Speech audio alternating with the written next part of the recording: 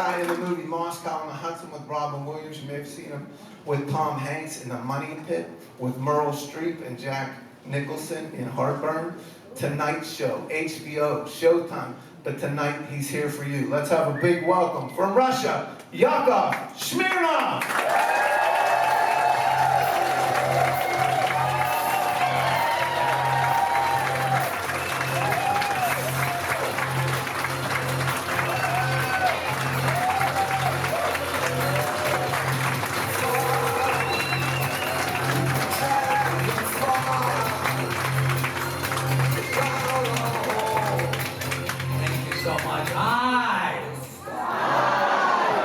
My name is Yakov Smirnov. As you know, I'm originally from Russia. Thank you very much. But I'm an American now.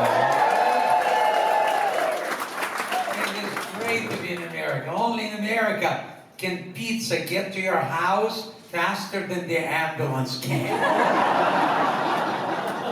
Only in America, you walk into a bank and you see a vault door open and they chain down a pen.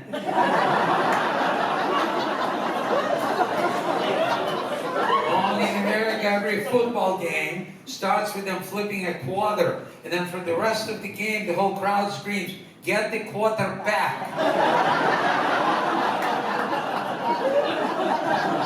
I bet you never thought of it that way. But you will now.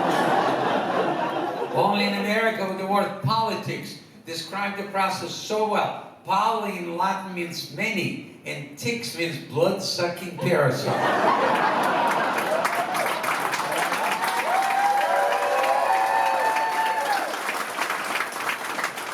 Only in America with gas prices go for the roof because oil is in Texas and Oklahoma, and all the dipsticks are in Washington.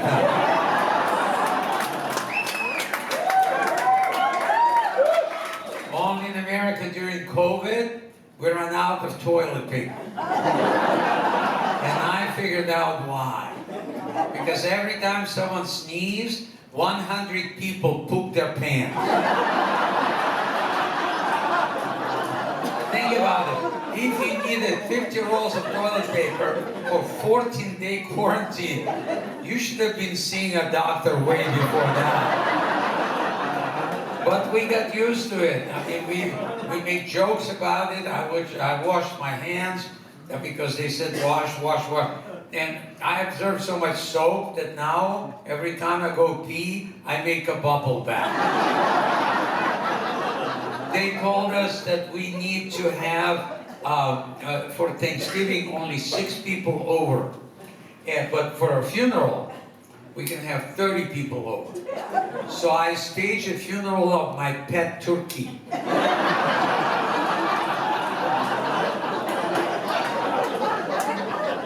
And those masks, I still don't understand. How does the fabric of your mask protect you from a virus when the fabric of your underwear, with pants over them, does not protect you from a smell of a toot?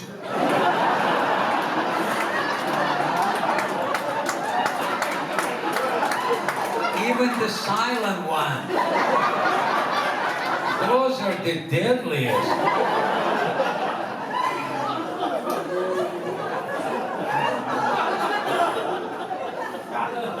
And then there's that first Zoom visit with the doctor. Yeah, very uncomfortable to do your own prostate exam. I did it firsthand, but I was happy I wasn't scheduled for colonoscopy. But we found humor in this, and being in lockdown, it so reminded me of the Soviet Union, because that's how we lived in a communal apartment, my parents and I. A communal apartment, you probably know, it's just like when a bunch of families the government puts together in one place. So my mom, my dad, and I shared the bedroom till I was 26 years old. I'm not making this up. When I was a little kid, and my parents wanted to be romantic, they would send me to look out the window. And then my dad would say, so what do you see in the window? I said, our neighbors being romantic. He said, how can you tell? I said, because their son is looking at me.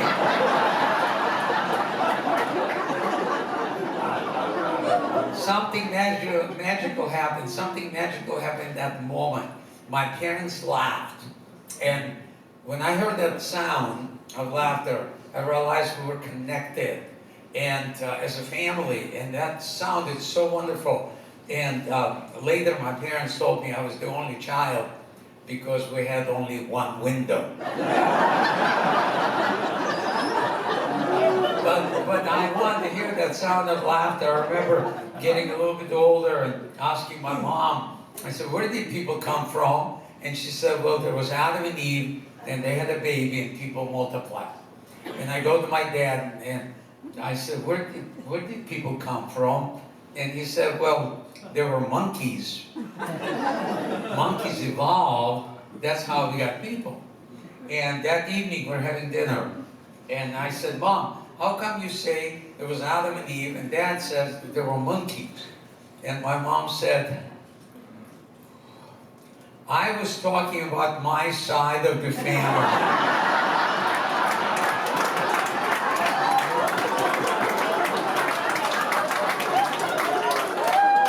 Your dad is still a hairy ape.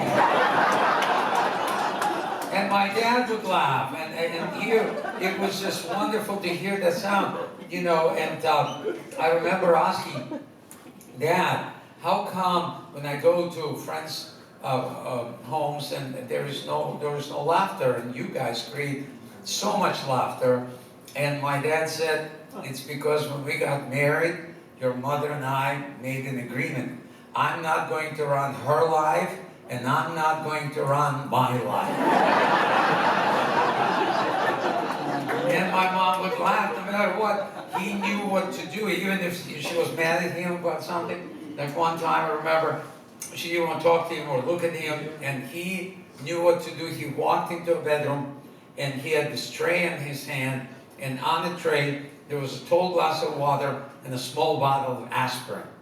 And my mom saw it, and she said, what are you doing? I don't have a headache. My dad said, that's all I wanted to hear.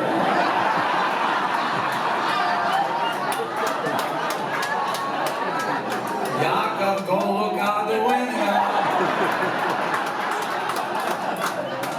And my mom would laugh, and she would forget all the problems she was doing. So that's how it was. And I wanted to create more of that laughter. And I went to school, and you know, in school the communists were in charge, and we have one teacher who is like, you know, he was pretty mean, and he said to the class, anybody who's not smart, stand up. And I stood up.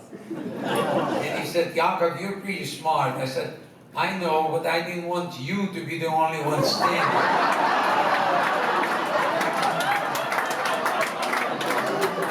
That was not smart at all. But my classmates laughed just like you did, and I felt connected, and I wanted to hear more of that, so I became a class clown. I would get in trouble a lot. I was in the principal's office so many times, they gave me my own key. And in the principal's office, which is standard procedure, they ask you, who is your father? And you're supposed to say, my father is Soviet Union. And who is your mother? You're supposed to say, my mother is Communist Party. And whom do you want to be? And you're supposed to say, I want to be a builder, I want to be a teacher, I want to be a farmer. They asked me, who's your father? I said, my father is Soviet Union. Good, good. Who's your mother? I said, my mother is Communist Party. Good, good. Whom do you want to be? I said, I want to be an orphan.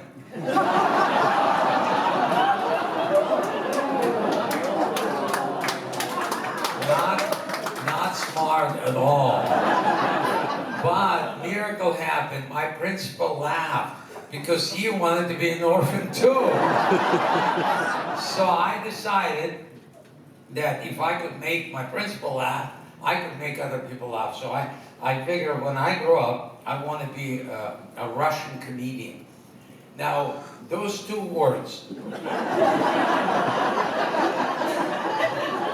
Americans don't normally put next to each other. It sounds like Amish electrician.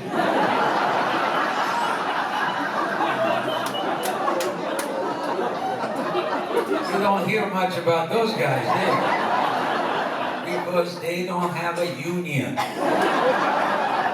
In the Soviet Union, I'm not making this up, to become a professional comedian, you have to submit your material to the Ministry of Culture that has a department of jokes. I'm not making this up.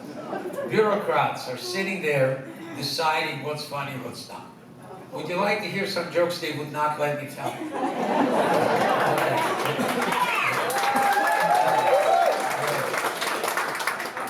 Как объяснить советскому человеку, что... You heard this joke? Okay, I'll tell the English. How to explain Watergate to somebody from the Soviet Union? The government broke into a hotel room and set up microphones. We call it room service. They didn't like that joke. Another joke was silly, you know, they tried to open Taco Bell in Russia, but the Russian government didn't like the slogan, "Run for the border."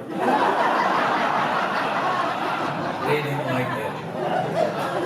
Then another one was like, let's see, there's two channels on our TV. Channel 1 is propaganda. Channel 2, KGB officer tells you, turn back to Channel 1. But they did give me a license, and I became a comedian touring the country. And at that point, you know, I was older, I was around 20, and I wanted to meet a girl. I was asking my dad, I said, what do girls like? And he said, well, they like romance. If you bring flowers, maybe write a poem, maybe shave.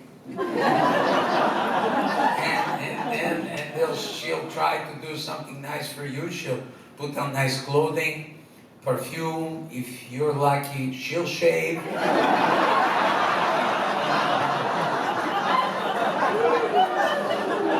So I'm dating this girl, and it was going on for like 6 months, and one day she says, why don't you come to our apartment and meet my parents?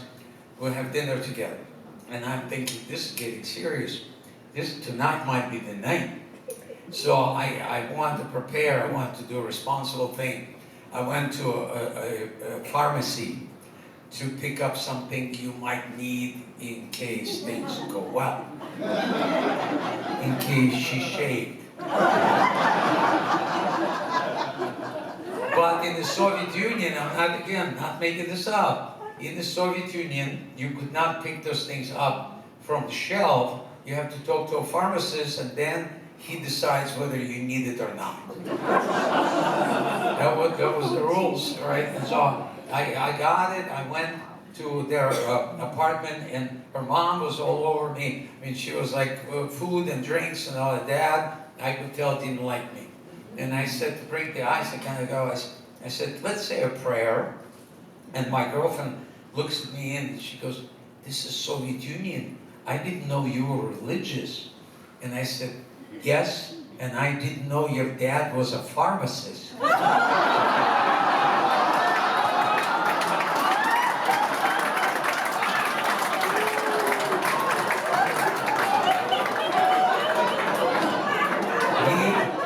wanted her home by 9 p.m. I looked at my watch, it was 8:30. But when we got home, he was in a better mood, smiling, shook my hand, and gave me a recipe for something called cyanide. So at that point, I asked my parents, I said, are there places in the world where people are happier than in the Soviet Union? And my dad said, everywhere. But he said, America is unique because in America, every citizen has inalienable right to life, liberty, and what? And free online shipping. So So we came to America. I knew that it's going to be different. Life was going to be different. We're on the airplane, and in the Soviet Union, they would not encourage us to laugh out loud. I mean, just a smile would consider mental illness, you know. So I would laugh in, and it sounded real obnoxious, like. I'm on the plane. I'm realizing I have a strange laugh because they're showing a movie. Something was funny in the movie. I started laughing. The oxygen mask fell out. Then we get to Kennedy Airport and going through the immigration, and they gave us an interpreter because we don't speak English. And he said, they asked me, what do you want to do in America? I said, I want to do comedy. They started laughing. I said, well, I'm doing pretty good. Then I see dogs are sniffing my luggage. And I said, what are they doing? And the interpreter said, they're looking for drugs. I heard, wow, I heard in America people are hooked on drugs, but dogs?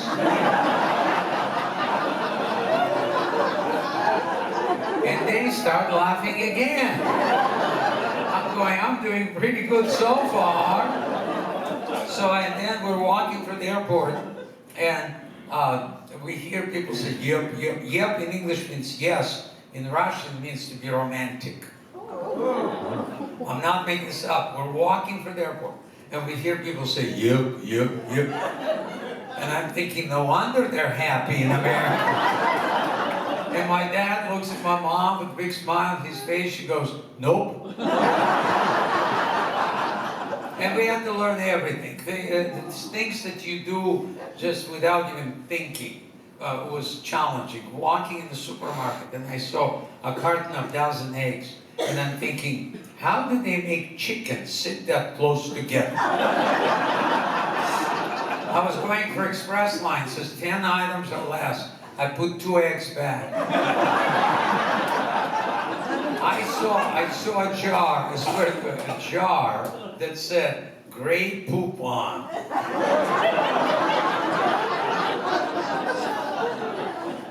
See, I bet you never thought of it that way.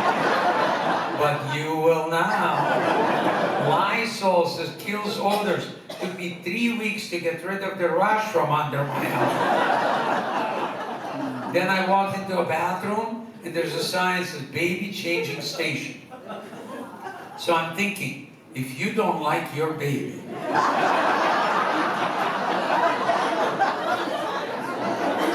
you get a new one right here. Then I saw scented toilet paper. When are you supposed to smell that? I did it wrong for a long time. Smell like great poop on. Or what's the product, Nair? It said, get Nair for your hair. 7 weeks to grow it back. This guy is still using it, right?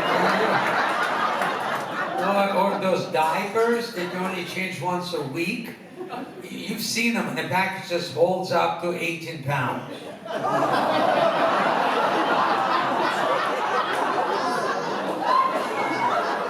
So what do you do when the diaper weighs more than a baby? You gotta take him to the baby changing station. And then I walked into this aisle that should just have a sign, no men allowed.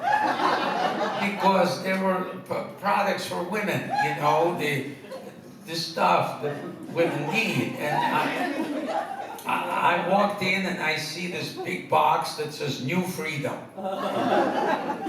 And I'm just new in the country. I'm thinking, wow, freedom in a box. I bought 15 of them. With wings and everything. They were flying off the shelf. And I would write letters to my friends in Russia. I'd put those things in envelope. I figured they should enjoy some freedom too. I don't do it anymore. I buy Stay Free now. Always. See, women got that joke and men have no idea. Men have no idea. It just depends. That's it.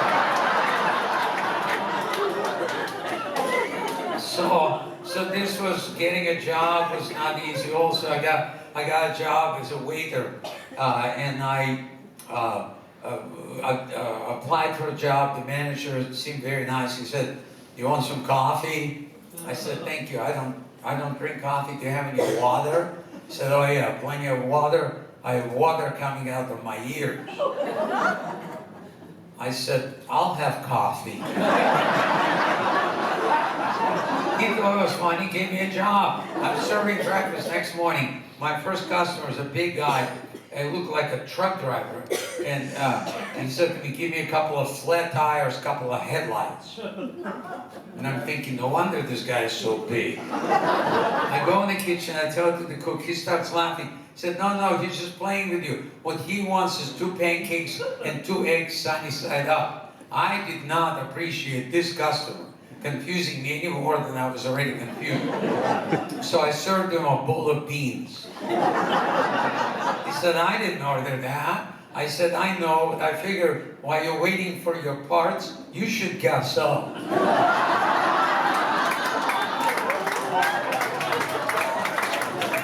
I did not have that job for very long. And then I wanted to meet an American girl, and I asked my neighbor, I said, "How do you meet women?" And he said, "I meet women when I do my laundry." So I did his laundry. Didn't meet anybody. He said, "Man, I'll help you out. I'll get you a blind date." I said, "I don't think I look that bad." He said, no, she's a very nice girl. Here's her phone number, you call her." So I called her. And whoever answered the phone, they said, "She's tied up right now." I said, "I'll be right over." She got on the phone. She agreed to go on a date with me. She said, "Let's have a picnic. Why don't you bring some California wine, maybe Philadelphia cream cheese, maybe Maine lobster." By the time I got back from those places, she was dating someone else. And then I liked this girl in a coffee shop that I would go to, and she would smile at me, I would smile at her. And one time I sat down, I opened the menu, I looked at her, she looked at me, and I said, "I want a quickie." She poured ice water on my lap. And the guy who was sitting at the table next to me said, "I think you want to pronounce it quiche." I bet you never thought of it now, but you will now. And one day I'm walking on the street in New York, and this attractive young lady comes over, and she's smiling, friendly, and she said, "You know, you'd have so much more fun if you have a one-night stand for $300. And I said, "No.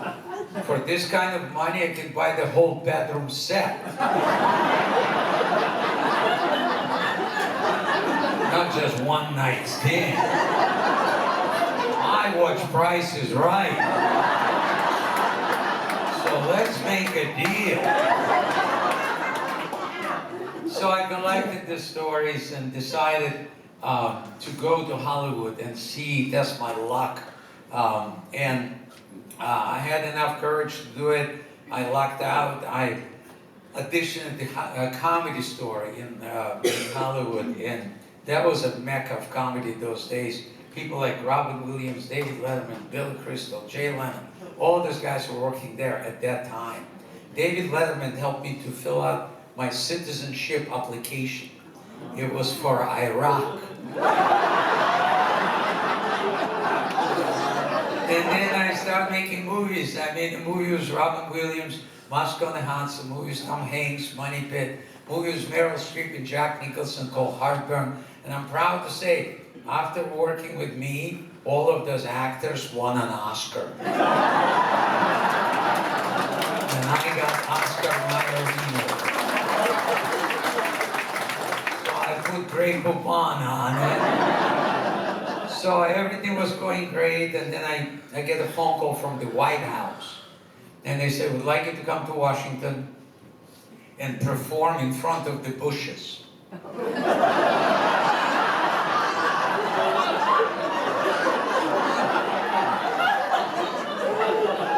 I said, this will get me arrested.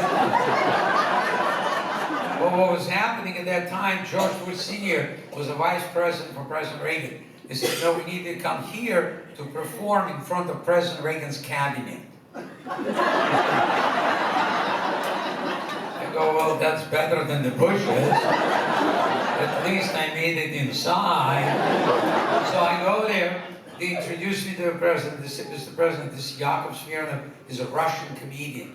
And President Reagan smiled and said, well, have you heard this joke?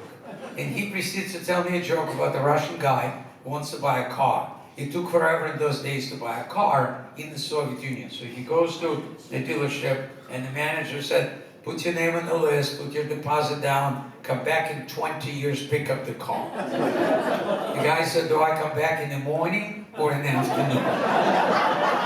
The manager said, what's the difference? 20 years from now. The guy said, the plumber is scheduled to come that morning.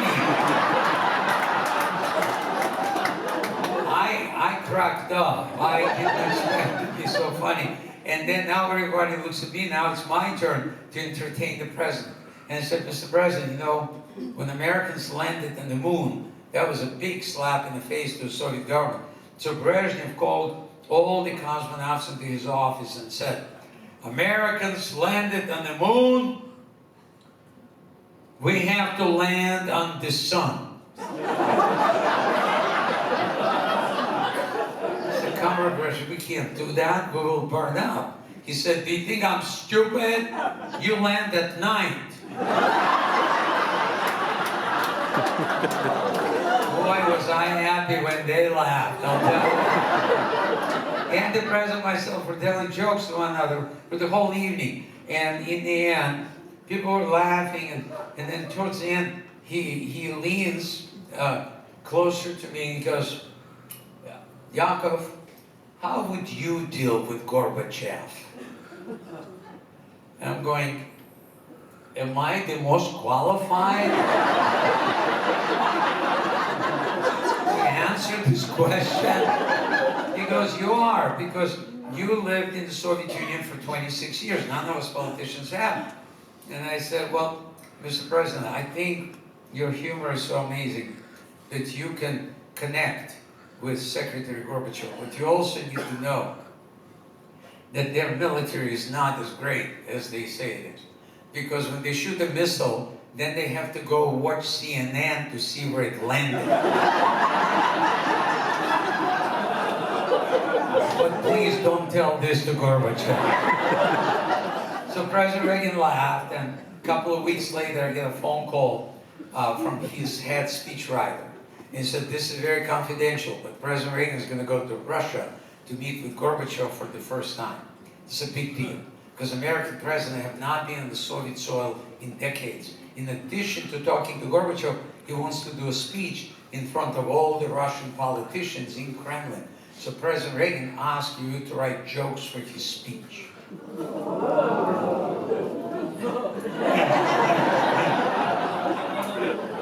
I'm thinking, if this doesn't work, I don't have any countries to go. I'll be an official comedian for Fidel Castro. So I wrote some jokes, and they liked them. They put them in a speech. That was the best summit they had. After that summit, the Berlin Wall came down. Countries that were controlled by the Soviet Union became free. Today, you can buy a Russian missile on the eBay. That's a big change, and I want to know what happened behind those closed doors. I had a hunch it had to do something with Reagan's ability to connect for laughter. And 2 years later, I meet the interpreter, who was the only other person in the room with Reagan and Gorbachev. And I said, look, I don't want to know any secrets, but can you please tell me, was there any laughter in that room? He said, why do you need to know that? I said, I'm a comedian, and I've been studying laughter since I was a child. And I believe that laughter has two ingredients. You need to meet each other's needs before you can use humor to trigger the laughter. If the needs are not met, then there will be no laughter. He goes, oh, that's pretty interesting. He said, first 2 days, there was no laughter. I guess they were talking at each other, but not to each other. Then Reagan got fed up with it, and he got up and headed for the door. But before he opened the door, he turned around, had a big smile on his face. He extended his hand to Gorbachev and said, my name is Ronnie. Can I call you Misha? Can we just be friends? Let's play Red Rover, Red Rover. Let McDonald's come over. Gorbachev laughed, and this is exactly how the Cold War ended.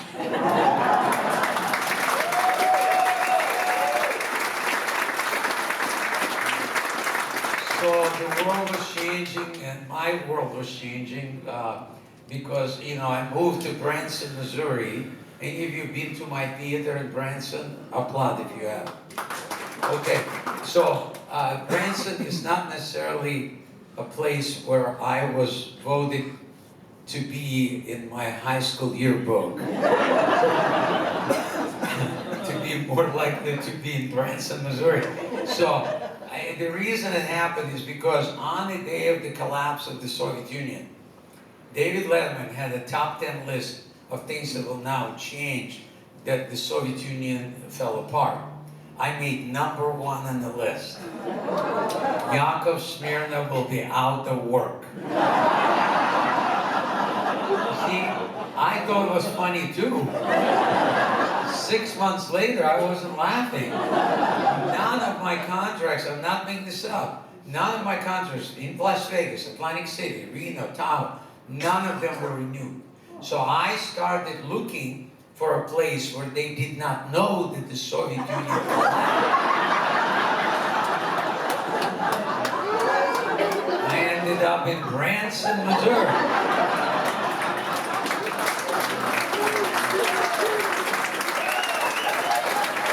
They still don't know. Now I'm not about to tell them. But how I learned about it, I was kind of looking for work at that time, and Willie Nelson was doing a Farm Aid concert in Ames, Iowa. That's like 40,000 people, and they invited me to be a co-host. And I was nervous because I grew up in the city. I didn't know much about, you know, farm animals, and at the exhibit, this guy played practical joke on me. He let me milk his bull.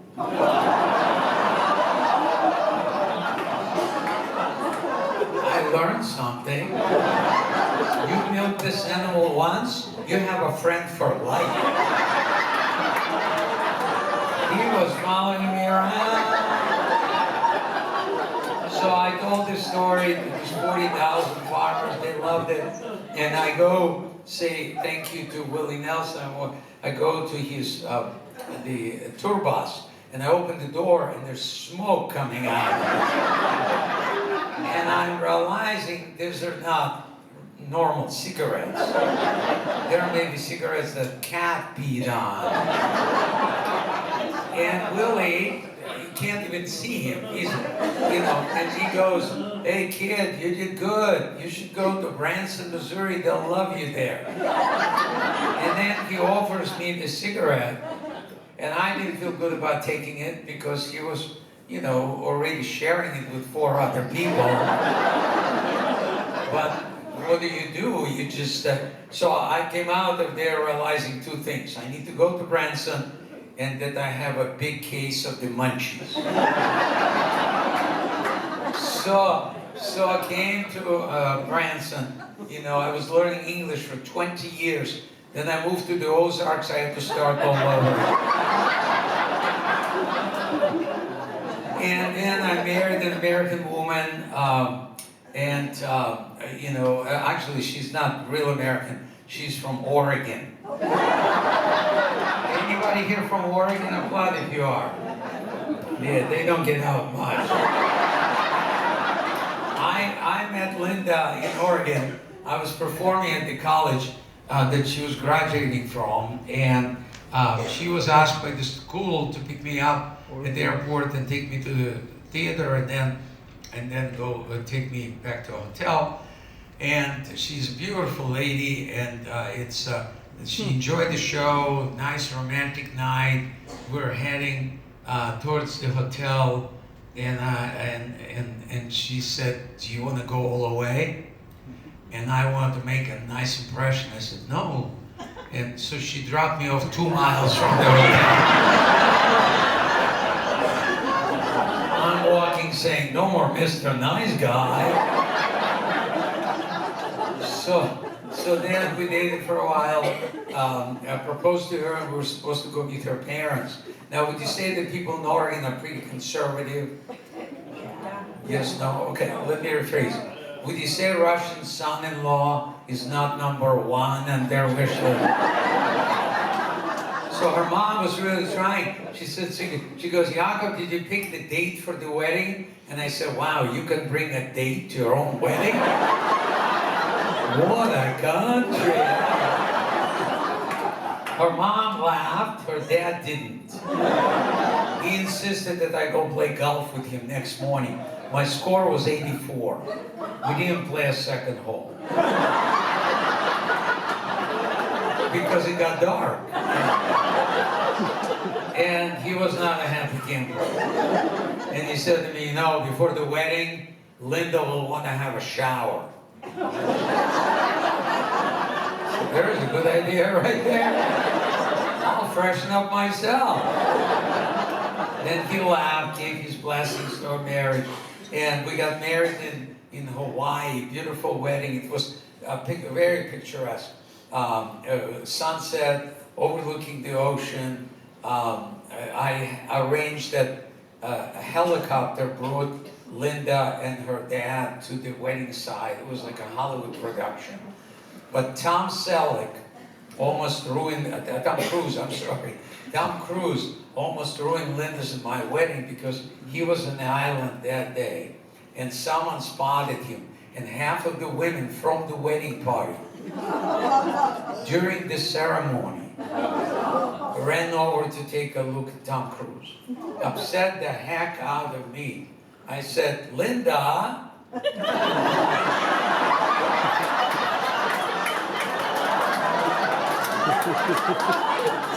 You get back here. Made me mad because I want to see him too. So we were creating a lot of laughter. Now, looking back, I know why. Because we were meeting each other's needs.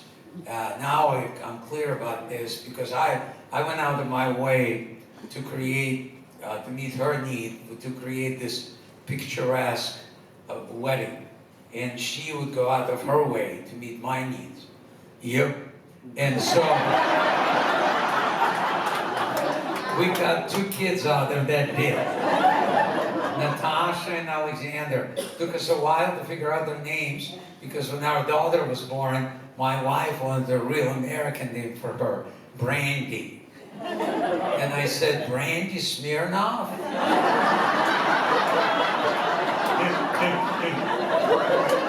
Why don't we just send her to rehab daycare center so she can play with Gene Beam and Johnny Walker?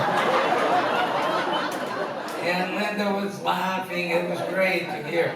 And then our son was born, and it was, I was nervous, a little bit because, being a dad, you kind of wondering what's going to happen because Linda was in labor with our daughter for 22 hours. Yeah. And with our son, 22 minutes. Goes to show you that women take a lot longer to get ready. So I'm holding this little Alexander, and I said to Linda, "What if they switch him in the hospital by mistake and we'll bring home and it's not our baby?" And Linda said, "Don't worry, our baby's not going to be crying. It's going to be going,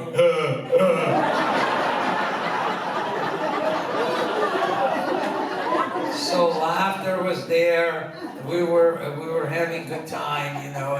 But things happen in life. In the beginning of the relationship, I remember, you know, we would be on the phone for hours. I would tour around the country, and we would be late at night. One of us would say, "We need to go to sleep. You hang up first." And they said, "No, you hang up first. No, you hang up first." Did you hang up?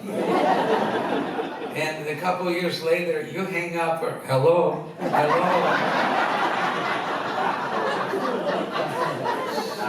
So we were starting to feel this, and I wasn't clear exactly what was happening, but laughter was kind of fading away.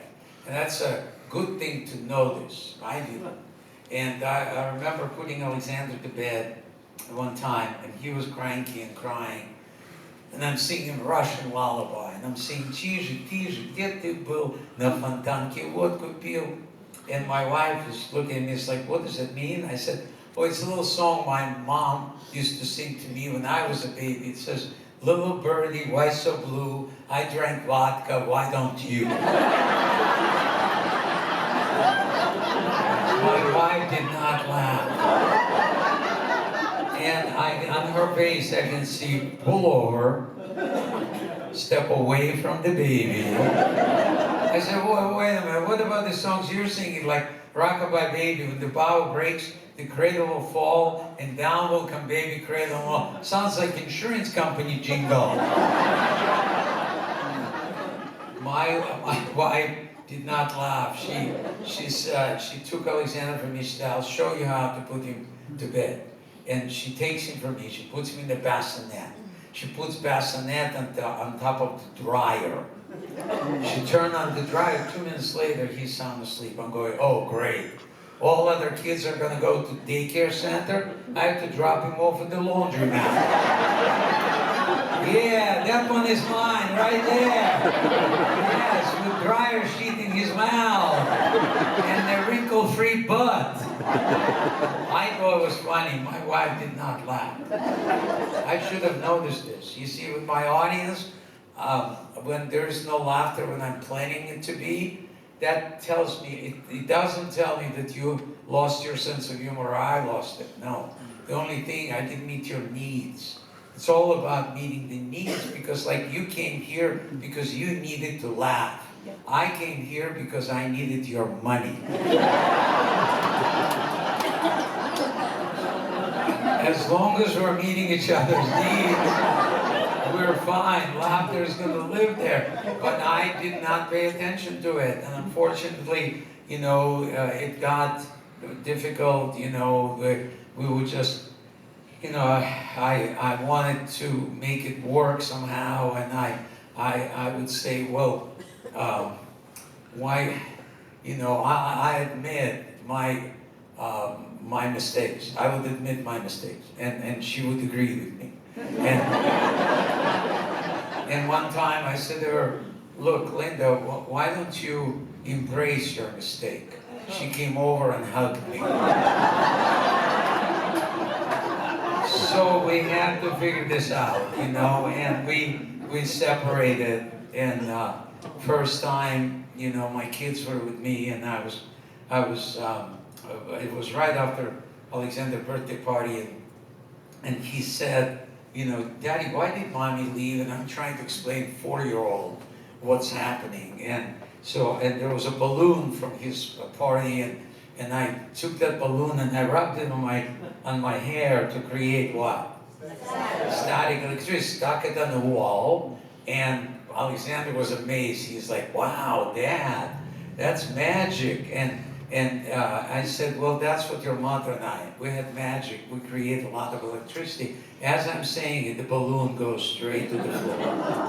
And I go, "I guess that's what we lost electricity." And he said, "Dad, you should have rubbed mommy more often." Yep.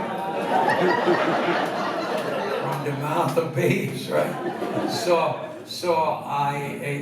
And then I go read a bedtime story to my daughter, and it ends, "They lived happily ever after." And my daughter looked at me with her big blue eyes, and they were sad. And she goes, "Daddy, how come you and mommy didn't live happily ever after? And I came up with a great answer. I said, go to sleep. I could not sleep. I had to figure this out. And I got lucky. I met this couple that were married 80 years. I don't know anybody who's been married that long. But it wasn't just the length of the marriage that impressed me so much. It's how they were together. They were giggling. They were laughing. They were holding hands. And I said to them, what is your secret? They said, we're afraid to fall down.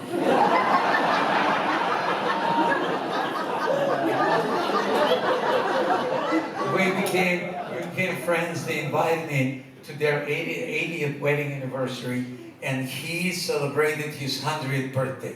Wow. And he called me a couple of months before and goes, Yakov, would you like to come for the celebration? And I said, I would love to, but my season in Branson ends like 2 days after that, so I won't be able to make it. I'm so sorry.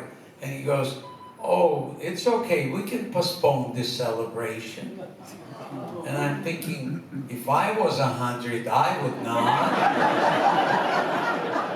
But they did postpone it. I was able to get there, spend some time with them, their kids. Their kids are 76 and 78. And daughter, who's 78 years old, said, I'm really nervous that my dad is still driving. So I took away his car keys.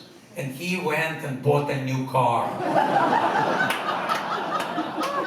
And she said, I'm glad because I couldn't remember where I put those keys. And I said, Raymond, Irma is their names. I go, Raymond, Irma, how did you figure this out to how to sustain laughter all these years? And she said, well, we kind of stumbled on it. It's really not about the humor because we have it.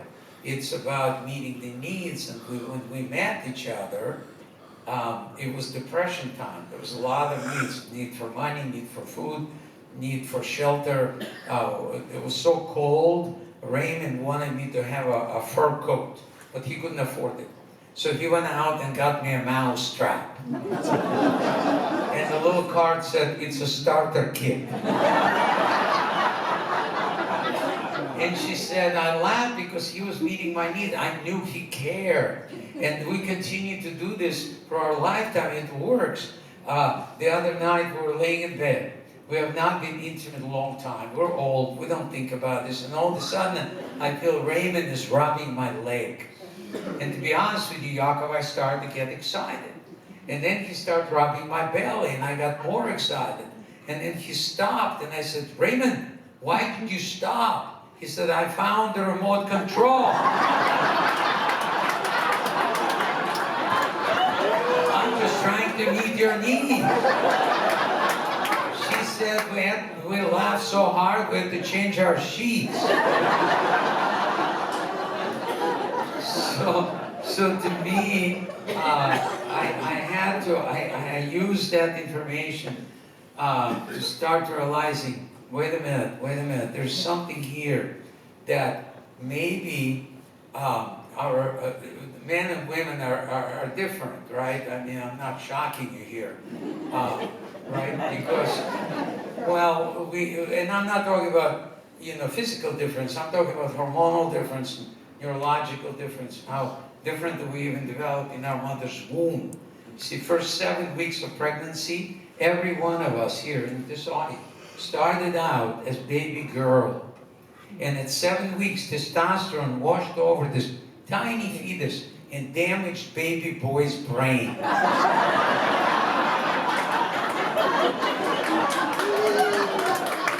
That wasn't meant to be funny. Okay? The reason Mother Nature does it, because it wants one gender to be less sensitive, tougher, so it can be a protector. And we as a society embraced it right away. When the baby girl is born, what does she get? She gets pink blankets, pink booties, pink bows. What does a boy baby get? Circumcised. So no wonder boys don't get upset when they skin their knee. Oh, that's nothing. You should have seen what happened at the hospital. After that procedure, I couldn't walk for a year. And then we read them nursery rhymes. What are the girls made of? Help me out with this. Sugar and spice. What are boys made of? Snakes and snails. So girls are Krispy Kremes, and boys are rear end of a German Shepherd. You don't think it affects us? Watch kids in the playground. I watched when my daughter was little. She would run around for a while, and then she would slow down and socialize with other girls. My son would run until he would hit something metal. Now, as young adults, the same. My daughter buys perfume, cologne, lotion, just to smell good. My son smells his t-shirts and underwear to see if he can get another day out. I taught him that. But I also taught them to use laughter as a gauge of the relationship, whatever relationship that is. And they're all grown now, my kids. And my son went to school in Northern California, and he got really good in skiing. That's what they teach now in school. He got his bachelor's degree in snowboarding. So he calls me one day and he goes, "Hey, dude, Dad, let's go skiing together." And I'm thinking, okay, but I wanted to have fun with him. I wanted to spend time with him. And I knew it would create a lot of laughter. And I didn't tell him I'm not a good skier, I'm not a bad skier. I just never skied before. But I didn't want to spoil it, so I go there and we're getting our skis, and they're asking me, "What's your height? What's your weight?" I'm thinking they're building a box for me already.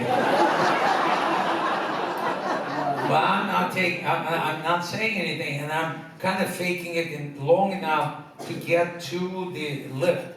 And then they bump you under your knees, and you sit, and they get you up there, and then you're supposed to get off the lift.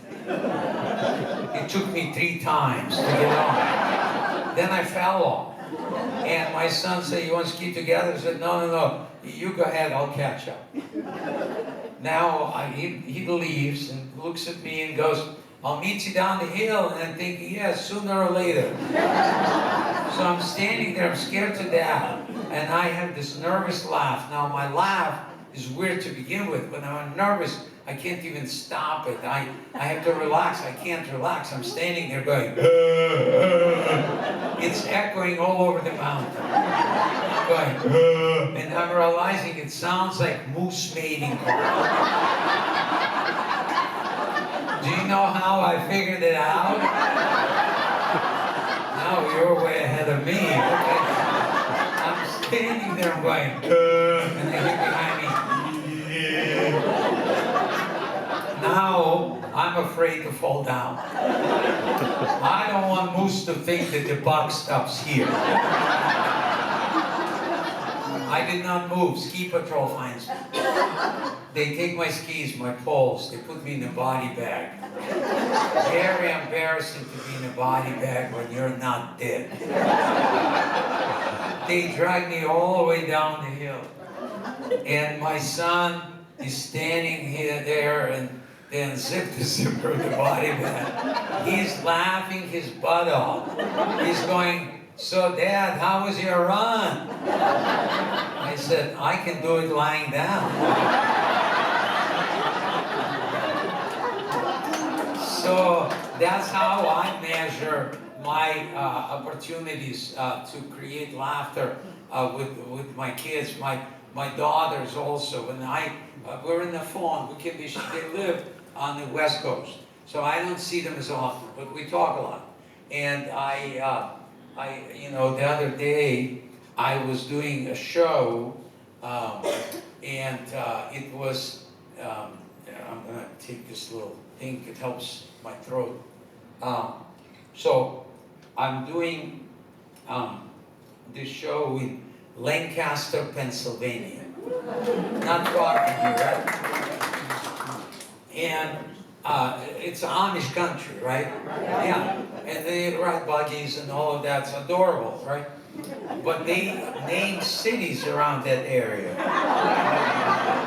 This really strange name. Now they name those cities like what's the most famous one? Intercourse, and they have Paradise, Pennsylvania, and you can only get to Paradise through intercourse. So I'm having fun just listening to this, and I tell the manager of the theater, I said, "Do you mind driving me there?" And he said, "Sure, hop in." And I get in his truck, and we're driving, and my phone rings, and it's my daughter, and she said, "Daddy, where are you?" I go, "I'm in the middle of intercourse.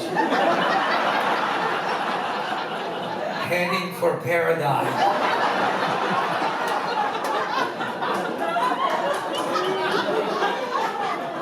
She goes, "I'm surprised you answered the phone." I go, "I'm multitasking."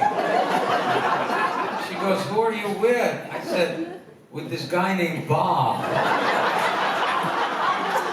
She goes, "I'll call you later." But she was laughing, and that tells me that she is happy. So laughter is a wonderful gauge. Laughter is something that you can create yourselves. And I realized that, you know, I was single for a long time. I was single, almost 20 years. And I wanted to meet my happily ever after, but it wasn't happening. I was dating, but it wasn't happening. And then I get a phone call from my agent. And just to clarify something, dating is not easy. People say that, you know, it's like fishing. And there's plenty of fish in the sea. Yes, but there are also sharks. And piranhas. And you don't want to end up with crabs. So we need a catch and release program. And laughter is that. Laughter tells you immediately two things. If you're laughing with someone, and it tells you, can you meet each other's needs? And the other thing it tells you is your sense of humor matches. So when you're not laughing with that person, throw them back into a dating pool. But if you're laughing with that person, it's a great catch. So we stuff them and we hang them on the wall. Because we don't really know how we created that laughter to begin with.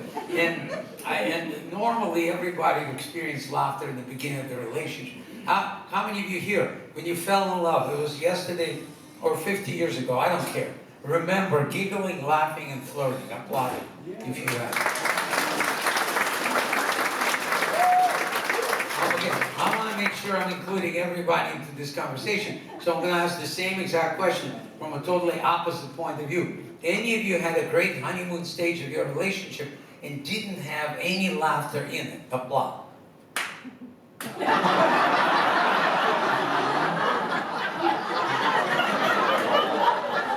One guy, and he is alone. But most people remember laughter being part of the honeymoon stage. Now let me ask you another question. How many of you would go on the second date if you didn't have laughter in the first date? Applaud. Listen to that. We all use that. We all use it, but we didn't know what exactly we did. So now that becomes my passion. I want to understand it. And I get a phone call from my agent, and he said, this is an unusual request, but they want you to go to Russia to do a show about laughter in a relationship. I said, who's going to be there? And he said, about 1,000 single women. I got a speeding ticket going to the airport. And I walk into the theater where I'm supposed to perform, And this beautiful young lady comes over, and if you can picture Sandra Bullock with the Russian accent, that's my wife now, and Olivia, and I said, "Who are you? What do you do here?" And she said, "I'm in charge of promotion for this theater." And I said, "Wonderful, I have a theater in America. Would you like a promotion?" She said, "No, thank you very much. This is my home." But then she watched my show, and something clicked for her, and we started corresponding for about a year and a half. And then I invited her to America and proposed to her on a hot air balloon ride on her birthday. Very romantic, right? The main reason, this way she could not get out. But I wanted to make it memorable, so I got this big banner made, 40 feet by 40 feet, laid it on the ground, thinking when we fly over it, she'll see it, she'll say yes. And we're flying over it, she sees it, she says nothing. 5 seconds, 10 seconds, nothing. I'm thinking one of us will have to jump. But I forgot those days she didn't know how to read English. That's a very expensive mistake right there. So I dropped on one knee, I opened the box with the ring in it, and I said in Russian, "Выходи за меня замуж, marry me." And I see a tear rolling down her face. And then a big smile appeared on her lips, and she said, "Yep." And we got married in the Bahamas, beautiful wedding. And the best part, my kids were there. My son was my best man. My daughter was her maid of honor. And after the ceremony, my daughter comes over to me, and she is looking at me with the same big blue eyes, only this time they're beaming. And she said, "Dad, I'm so glad you finally found your happily ever after."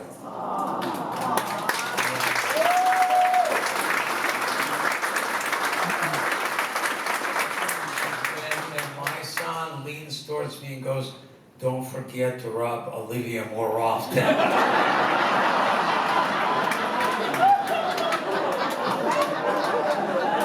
So it's been an amazing journey. You know,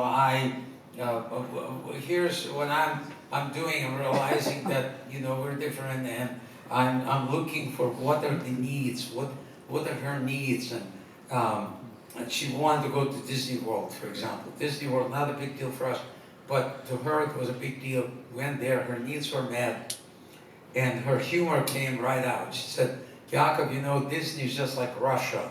Long lines and giant rodents." Long line. You didn't hear it?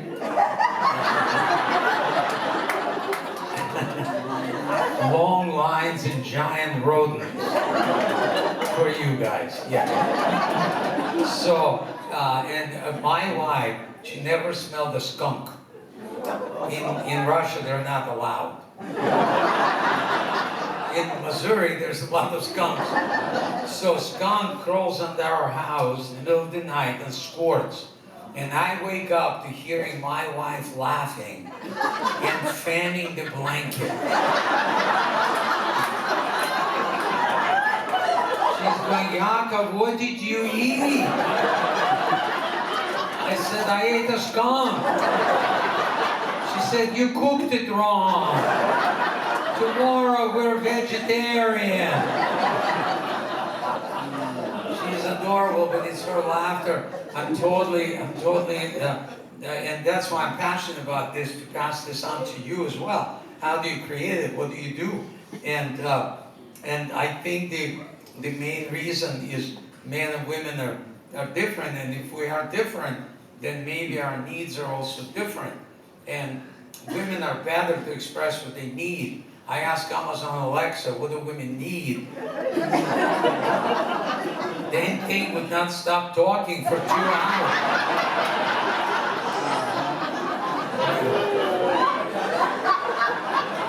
And we don't know what we need. Who would want to know what men needs? You see, even men don't want to know.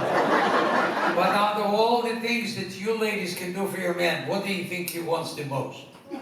Yep. Now you're bilingual. There you go.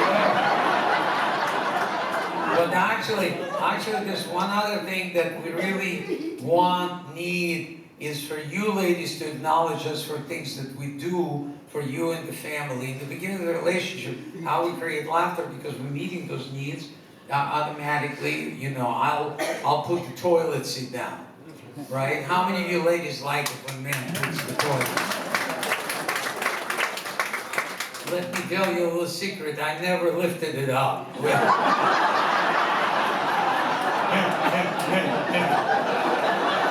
No, I just got better at the target practice. I don't understand why we should keep the toilet sit down.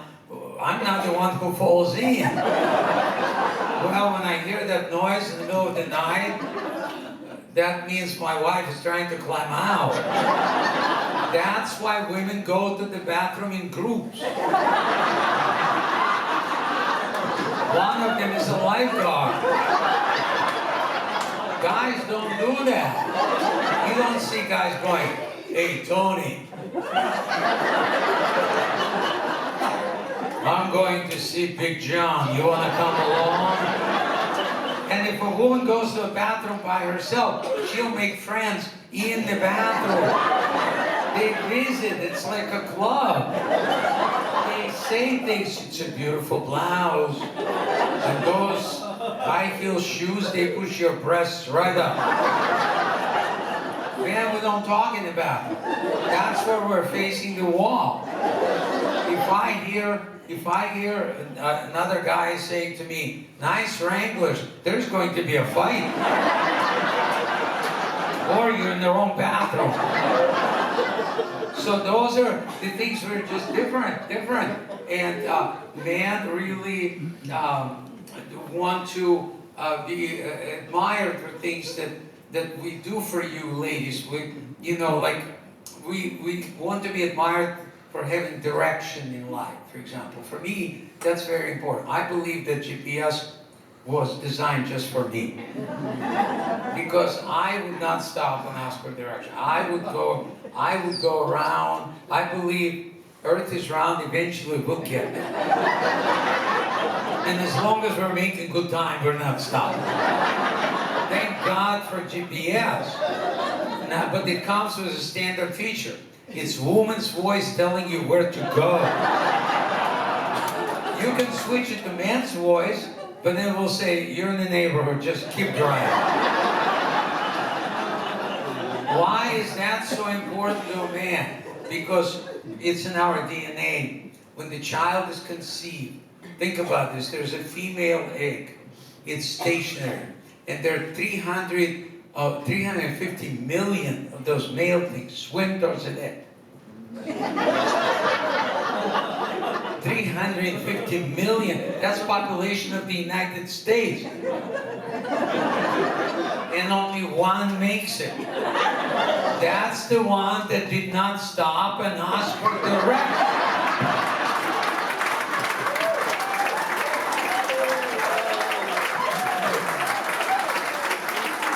I bet you never thought of it that way, but you will now.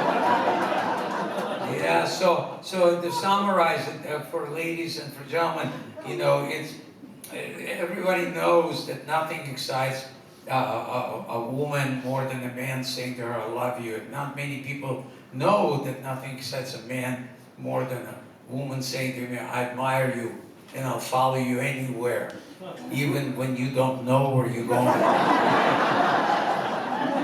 That's how silly it is, but let me ask you, how many of you gentlemen, by your applause, believe it's your essential need that a woman that you're with acknowledges you for things you do for her and the family? Applaud if that's... Not every man is applauding because they're scared. So I'm going to ask the same question from an opposite point of view. Any of you gentlemen disagree with that applaud? Ladies, listen to that silence. You used to do it. You wouldn't be together today if you didn't do it. I guarantee you, when he would open the car door for you, remember that? How many of you ladies like it when men opens the car door for you? Applaud. And you know why you did it? Because you would say, "You're such a gentleman, thank you so much for doing this," right? And then you stop telling him. And he wants to open the car door for you at 80 miles an hour.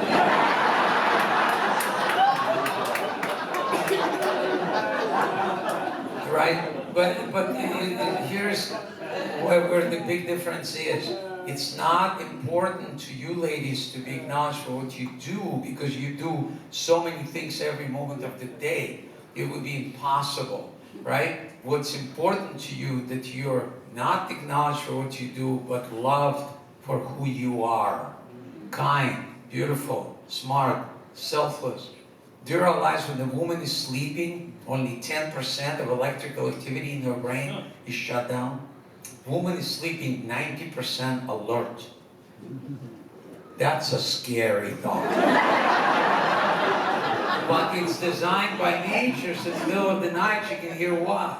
The baby crying. Do you realize that only female voices just now answer that question? Man, we don't even know. No, we know that there's short people live in the house. We've seen them around. They bring us Cheetos. We just don't know what they do at night. Because when man is sleeping, 70% of electrical activity in his brain is shut down. At that point, man switches to natural gas.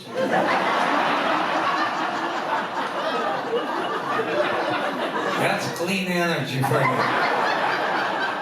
And it's sustainable. So I'm so into listening for laughter. Listening for laughter, you know, like, and I believe it's there when the needs are met. Like my wife, I believe in compromise, right? So my wife wanted a cat.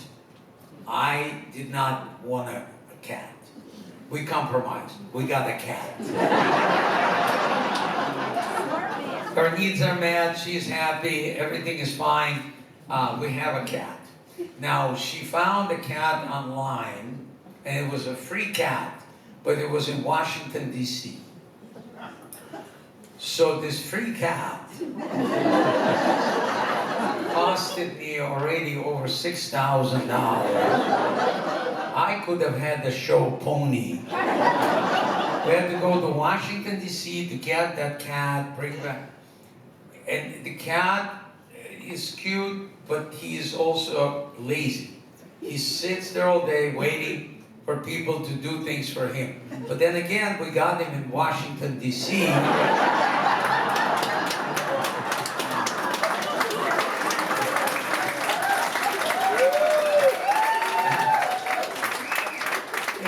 One night, he's sitting on my lap, and all of a sudden I feel something wet. And I'm going, uh-oh, he's peeing.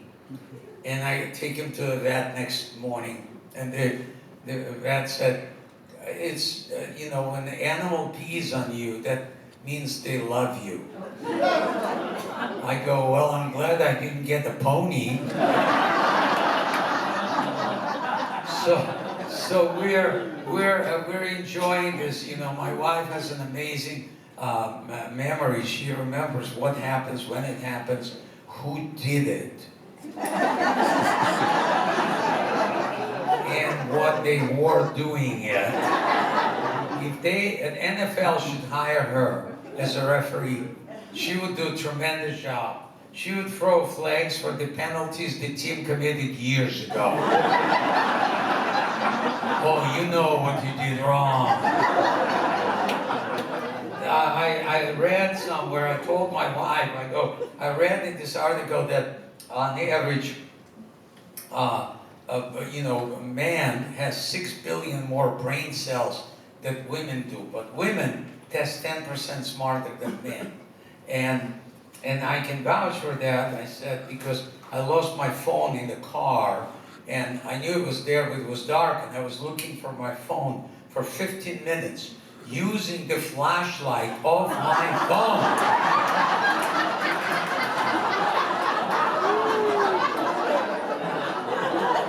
Those brain cells are useless.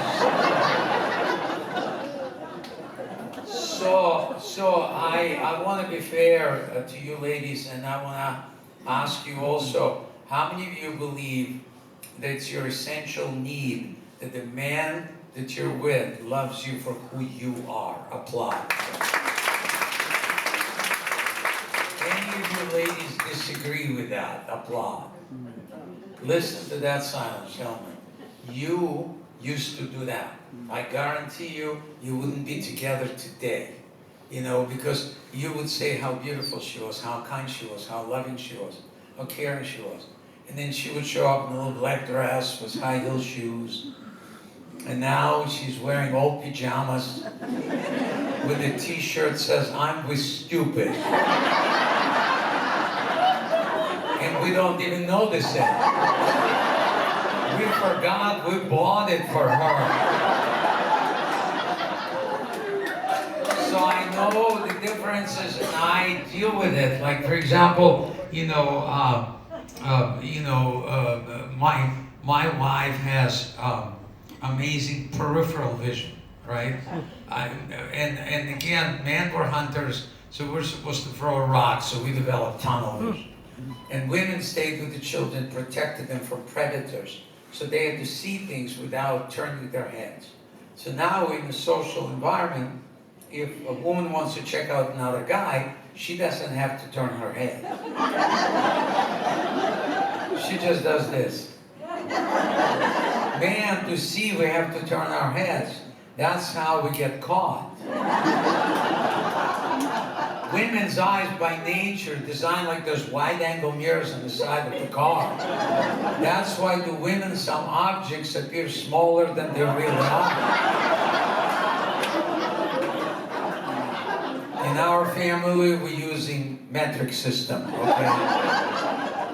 And the other difference is women speak about 20,000 words on average. Average man, 7. 7,000 words. So by the time I finish my work, I used up all my words. And I'm saving some for emergency, like to order pizza. My wife comes home and she's got, 13,000 words more to go. And I say, "Honey, did you have a good day?" And she goes, "Yep. That would be nice." She said, "No, it was kind of an eventful. I set my alarm for 7:30, but woke up to a sound of a cat in heat at 6:15, reminding me that I need to buy a baby gift for Susie's daughter because she's 8 months pregnant. They should have had her neutered." Talking about the cat, not the girl. And I remember I told you about my car. It was making noise, for 2 weeks, and I figured it out. I talked to our neighbors. They said we can replace their mailbox anytime now. And I go to yoga class, and I'm behind this big guy, and there should be a law that you're not supposed to do downward facing dog after eating Taco Bell.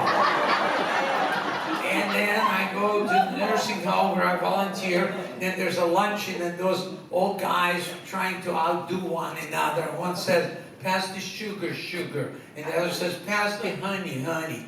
And the third one says, "Pass the tea, bag." And then I go to the supermarket to buy some food, and this guy comes over and he says, "Can I talk to you?" And I said, "Why do you want to talk to me?" And he said, "Well, I lost my wife in the car, and I know when I talk to a beautiful woman, she shows up out of nowhere." And she did. Can you believe he called me beautiful? And we gotta start eating better, because every time I step on our talking scales, I'm afraid it's gonna say, "1 at a time, please." I can't help but I got my mother's ties. Did my sister get her ties? No. She's like a truck driver. Nothing sticks to her skinny butt. It's just not fair. I'm standing there going, you hit our neighbor's mailbox? So did you have a good day or a bad day? And she said, you didn't hear what I said. I gotta start all over again. And I'm thinking, just shoot me now. But I don't say it. I just go look out the window. Thank you. Good night.